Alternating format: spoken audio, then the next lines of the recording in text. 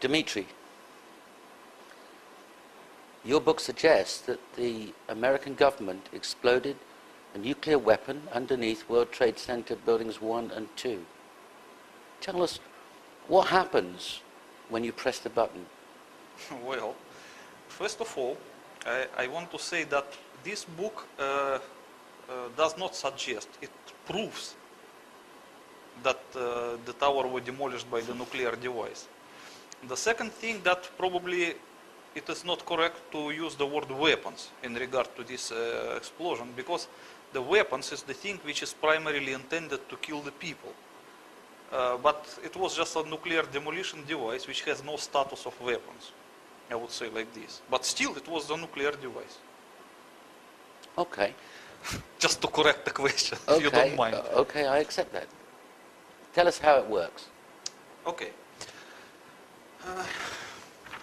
Actually, you know, at one point I wrote an article for Wikipedia with detailed explanation how to use the nuclear device to demolish a skyscraper.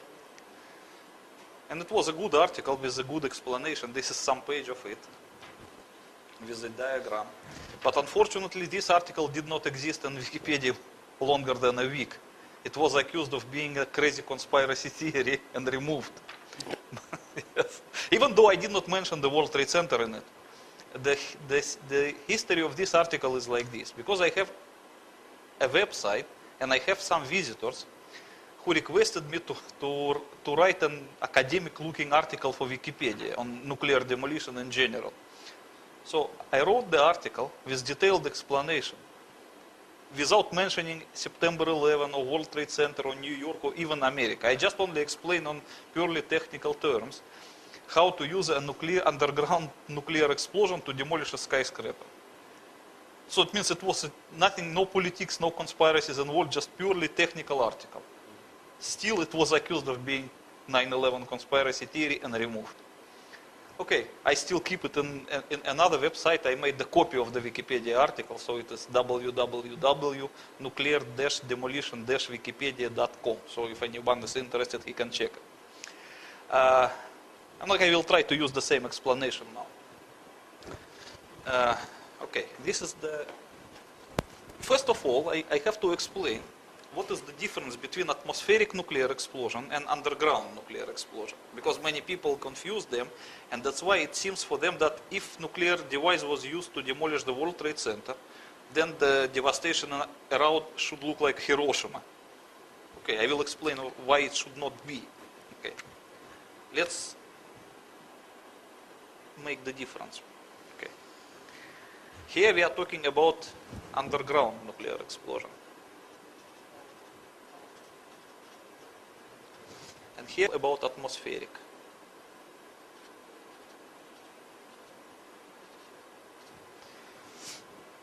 So the difference between the two is this. When nuclear device explodes in atmospheric condition, it will release its entire energy, about 99%, in the form of X-rays. So, and this is tremendous energy, because the almost entire energy of the nuclear explosion is represented by X-rays. So these X-rays cannot travel far in atmospheric conditions, because the X-rays will be absorbed by the atoms of air. That's why in a few milliseconds, the entire energy of the nuclear explosion will be absorbed by the air. Few tens meters around the hypocenter, depend on the actual yield of nuclear explosions. So this area will absorb the entire energy, and it will be extremely overheated. So it will look like a ball of plasma, very similar to our sun, orange color. And it will emit a secondary radiation, which they call thermal radiation. And this thermal radiation is very similar to sunlight, but just much more intense, and it can travel really far. That's why, depending on the yield of nuclear explosion, the thermal radiation can travel a few kilometers. And for the big yields, a few tens kilometers, up to 50 kilometers, for the really big explosions. And this is one of the destructive factors of nuclear explosions, which can burn people and cause fires around and so on. So the most of the devastation actually is caused by thermal radiation. Thermal radiation. Thermal radiation, yes. Maybe I pronounce it not correctly. But you understand what I mean.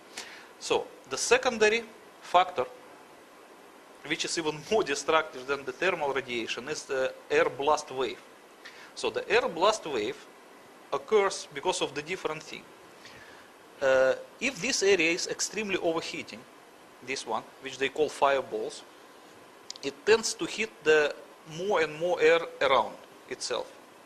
So it will expand.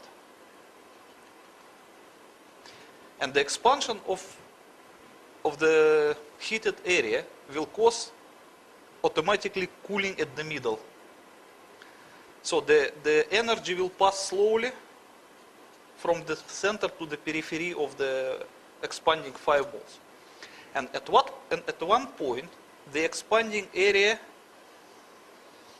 will break away from the fireballs and will expand on its own. Further and further and further. At this point, a so-called air blast wave would be created. So the air blast wave is when it breaks from the expanding fireballs and continues to travel on its own. It does not carry the temperature, but it carries like a hard front of compressed air, which travels to every direction with a supersonic speed, just killing the people, smashing the buildings, and so on.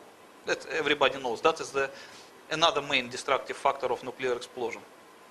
So usually in nuclear explosion, they distinguish 5 destructive factors. One is the thermal radiation, which can burn.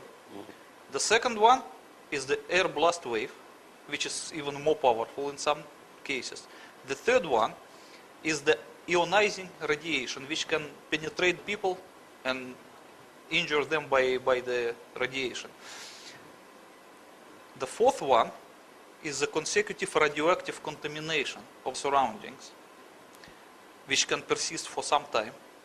And the fifth is a so-called electromagnetic pulse, which cannot injure the people, but can destroy electronic and electric devices around. Okay, so as you can see that the first of these two factors, air blast wave and the thermal radiation, they can only be in atmospheric conditions because they need the air for this reason. Okay? Because the air blast wave cannot be created unless there is an air around. And the nuclear fireballs, which represent the overheated air, cannot be created either if you don't have the air. Okay? So the electromagnetic pulse